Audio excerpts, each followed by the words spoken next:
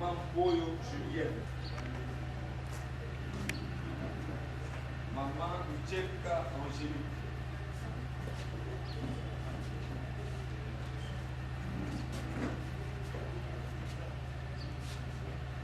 Maman Boulaya Thérèse.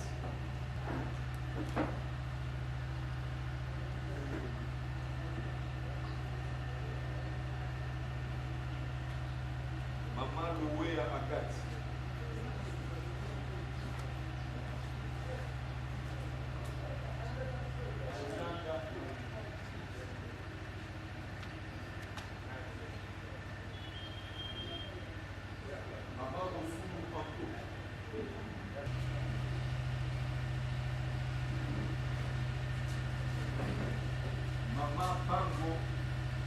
Bango Rema.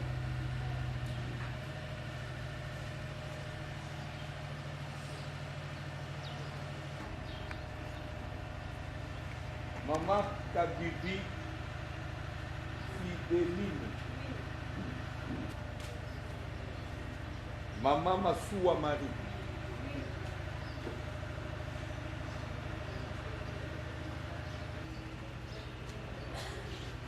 Maman Manda Véronique.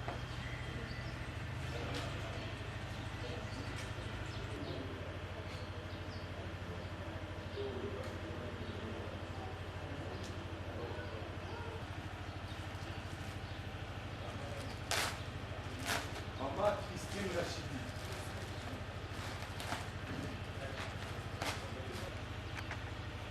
Maman Kabeti Ose.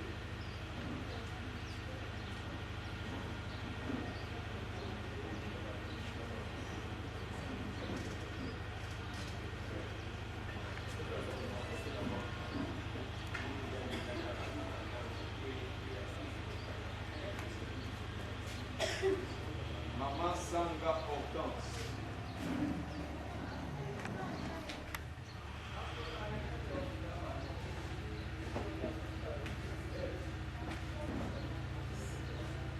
Maman Gaboula Mat.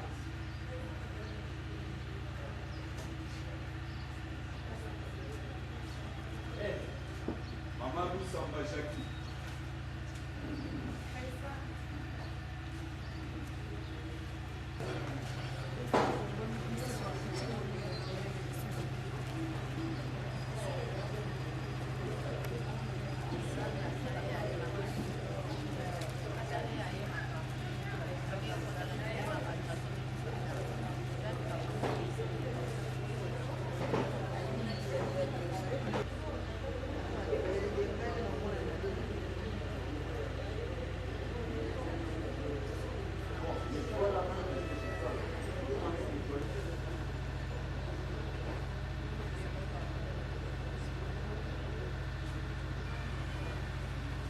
Quand il peut la devoir, il y a que semble le coup na étudier sur la candidature. Pendant que c'est le coup, avec la main, la base à ce que vous voulez dire, semble la question pour il y a peut-être une candidature. Nous tous ça tout merci à Papa François pour la candidature. Que ça avec le partenaire social de l'Église. En tout cas, ça va continuer au Congolais, ça va continuer au Salanaï, à Télénaï, sous le Sika, à Saint-Hénaï, à Bibé. Amen, amen.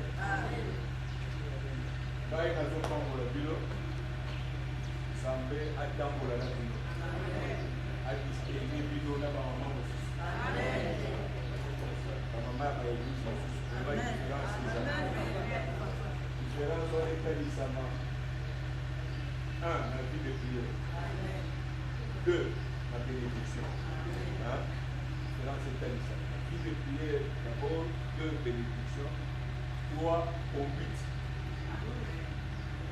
Conduite. Vous allez la modèle. Pour l'église, pour la famille, et pour l'entourage.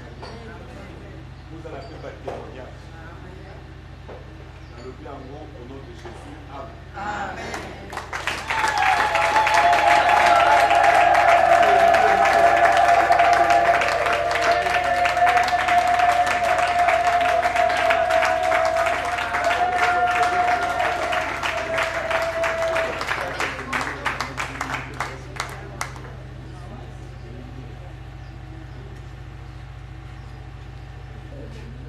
maquillage.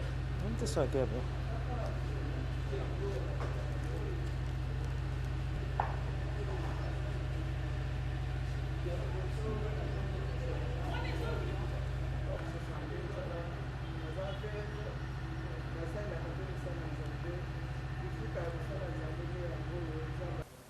En tout cas, nakumisi nzambe mpona oyo nyonso asali mpona biso.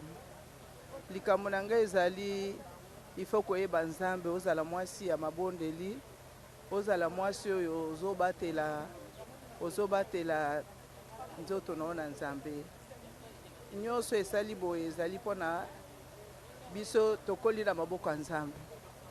Lelo eye kosala biso eloko ekaboli biso, mobali na ngai azalaki mosala azalaki mpe kosalela nzambe na kati na eglize ya aseka. Ngai mpe nazalaki kosalela nzambe na kati na eglize ya aseka, nazalaki protocole ya baseka na biso ya ville ya Kinshasa. Lelo mobali atiki ngai, tozalaki na mariage na biso 45 ans de mariage, mobali tokabwani, mobali atiki ngai. Lelo naza veuve, naza na 62 ans. Nakumisi nzambe oyo nzambe François asali mpona kokanisa biso ba veuve. Ezalaka mpona lelo te, ezala mpona libela. Nazokanisa bao nyonso bakanisaki mpona biso, mpona makambo, mpona gesto basali ekontinue ekende libela. Nakumisi nzambe mpona oyo nyonso basali, oyo nyonso abimisaki infra na ye mpona kokanisa biso ba veuve. Nzambe apambola bango. Naza na mingi ya koloba te, nakumisi kaka nzambe mpona oyo nyonso basali biso. Nakumisi nzambe ya papa François po ete aza malamu kobatela nanu ngai kino na bana na ngai na kati na mboko ya Kinshasa sans même famille. Bo na ye kobatela malisusu, na ye kozwa esengo, nazwi mbuma ya dédicace na triomphal. Lelo na ye kopambwama na piese elamba na miliki oyo nazalaki na mbongo ya kosomba te, me nazwi yango mpona kombo ya nzambe ya Pasteur François. Nde naza kobelela nzambe oyo ya Pasteur François akoba na kofulukisa lisusu Pasteur François, na kopesa ye lisusu makanisi ya kokanisa biso bamama baveve oyo tokufela mobali. Naza na moto akosombela ngai te, me ye alatisi ngai, nazwi yango na pete oyo nayokelaki yango pasi te, me mpona kombo ya nzambe ya François. Nabuki deja mbuma na ngai ya musala ya dédicace oyo nakende kosukisa na triomphal. Lokola nzambe afungoleli ngai oyo ezali ebandeli, nzambe akoba na kobakisela ngai ebele, na kofungolela ngai kotindela mpe ngai korbo oyo akopesa ngai ya ebele koleka oyo. Liloba oyo nakoloba na bato nyonso oyo bakontribuyaki mpona kosunga biso, nzambe ya Pasteur François pambola bango, afulukisa ebele koleka po ete tour mosusu bakopesa mpe ngai ya ebele koleka oyo nazwi lelo. Yango naza kopesa merci na papa nanga François Mutombo na bato nyonso oyo bapesaki likanisi oyo ya kosunga ngai, nzambe apambola bango. Naza na esengo makasi ya kokomisa nzambe mpe kopambola mpe mosala nzambe papa Vasilon Mutombo na papa John na Sosai na nde bakanisi biso na kati ya liputa oyo biso baveve. Nzambe apambola bango, misala na bango nyonso efongwama ekende liboso. Nga nazopesa message kati na papa na biso.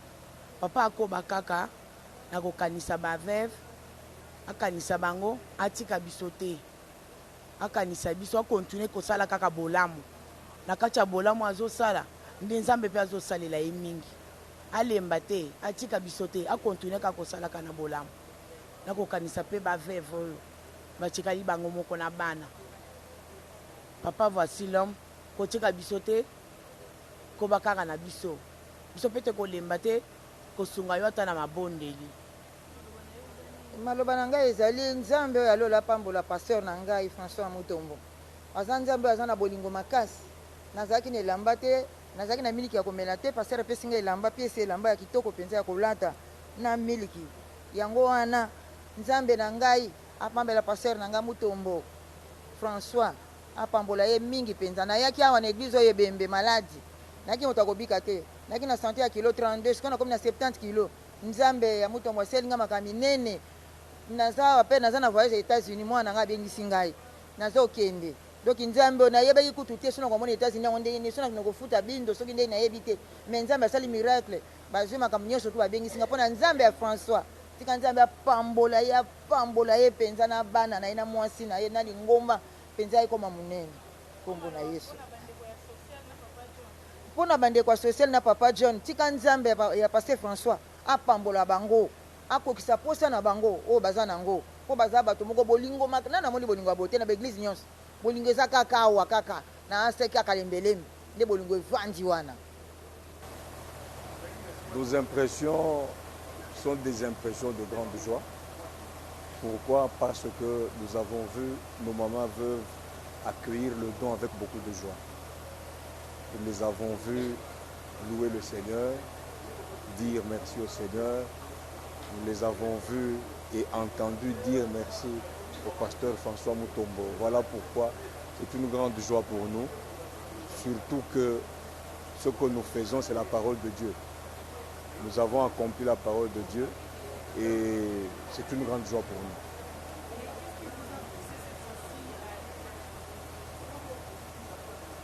Ce qui nous a poussé à aller vers le veuve, c'est tout d'abord la parole de Dieu. La parole de Dieu nous recommande de penser à ceux qui sont dans le besoin, aux nécessiteux. Vous savez, la majorité de nos veuves ont plus de 60 ans. Elles n'ont plus la force de travailler. Elles n'ont plus la force de faire quoi que ce soit, un dur labeur. C'est la raison pour laquelle nous nous sommes dit, avec le peu que nous pouvons réunir, nous puissions leur venir en aide, leur offrir quelque chose. Et ce qui nous a le plus plu, c'est la joie avec laquelle elles ont accueilli ce don.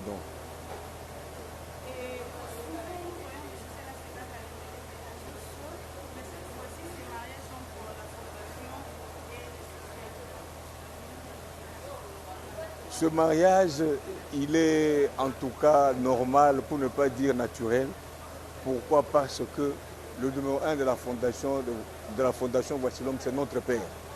C'est notre papa, le pasteur François Mutombo Voici l'homme. Et pour ce qui est du social, c'est sa vision. Il a trouvé qu'il fallait créer un département de social au niveau de l'église. Et comme la fondation agit aussi dans ce sens de bonnes œuvres, c'est ainsi que nous avons jugé bon de travailler ensemble, de serrer les coudes et faire ce geste en faveur de nos veuves. Et nous prions notre Dieu afin que ça soit la première fois d'une longue série. La prochaine étape, c'est au mois d'avril. Nous serons soit dans un hôpital, soit dans un hospice des vieillards. Nous devons déterminer ensemble avec les amis.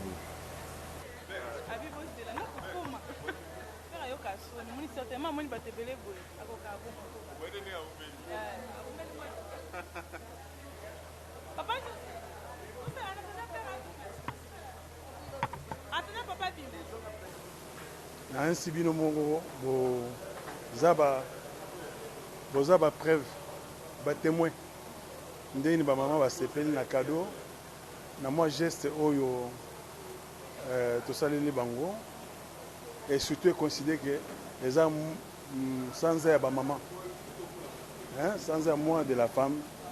Alors fondation na sociale église ba kanise ko sunga ba maman na moi qui tendi elamba pona ko sepelisa bango dans ainsi bien mo bongo ne sengo na bango. Mais attention maman, pardon. Peut-être yom to sundo la fondation, mais fondation azana l'année passée to kene na orphelinat. Non, to kene na orphelinat l'année passée, to kene na handicapé, année to bandi na ba maman fait. Ah non, attention. Papa John a osé bosser parce que c'est la fondation. Hein? On parle de la fondation. Alors, ainsi, à nous, il y a l'action de la prochaine étape, je crois, il y a la visite des orphelins, toujours. Mais, total en an, peut-être pas seulement ça. Et il y a la auto-prise en charge pour la maman veuve. Nous avons un métier, nous prendre en charge. Mais nous avons besoin de ça.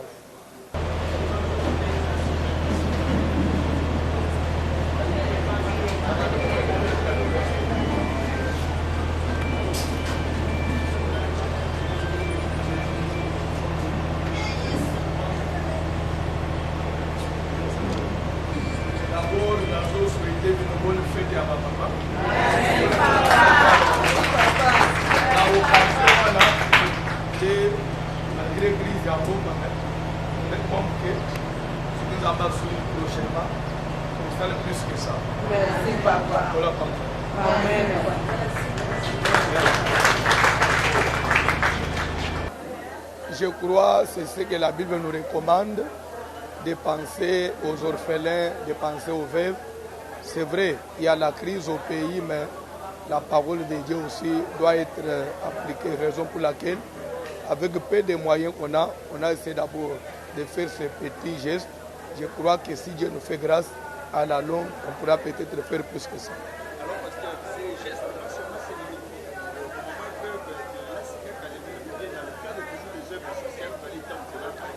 La Bible nous dit qu'il faut toujours commencer par Jérusalem avant de voir Samarie, Galilée et les extrémités de la terre. Donc, on commence d'abord par Jérusalem.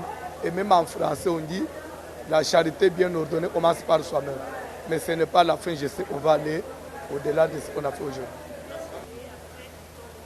Elle ne dormait pas. N'oubliez pas que nous venons de traverser une période de turbulence, une période électorale où il y avait un peu trop de sécurité dans le pays. Et comme c'est passé, la fondation ne dormait pas.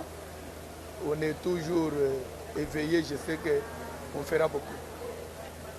Oui, na banza, ezali sanza ya ba mama. Na cadre wana biso pe na niveau na biso tokoki kolala te na lisungi na nkolo tomeki kosala mwa geste moke tosali quand bien même tosali kaka na baveve ya alemele parce que les moyens étaient d'abord limités soki nzambe asungi tokoetendre na mikolo ezoya tokoloba te ke elalaki d'abord totina période électorale oyo mboka ezalaki na mwa konyingana moke lokola nzambe azosunga tozomona mwa kimia ezovanda. Je crois que la fondation est en train de faire mission nango tolala ite. Nazo souhaité bonne fête na ba maman pe na ba jeune sœur. Moi koloba moi de la femme et lingi koloba te que ce qui ni sikino lingi koloba sema que moi c'est en conscience à telema atanga classe mo na mobile azape na mutu na meilleure raison alikola mobile agope ko sala pe ko aider na développement ya mboka. Je crois que ngana zo concevoir na na sens wana. On osenga ba mama balamuka ba ser balamuka to travailler to tombola kita ya mboka na biso. Merci.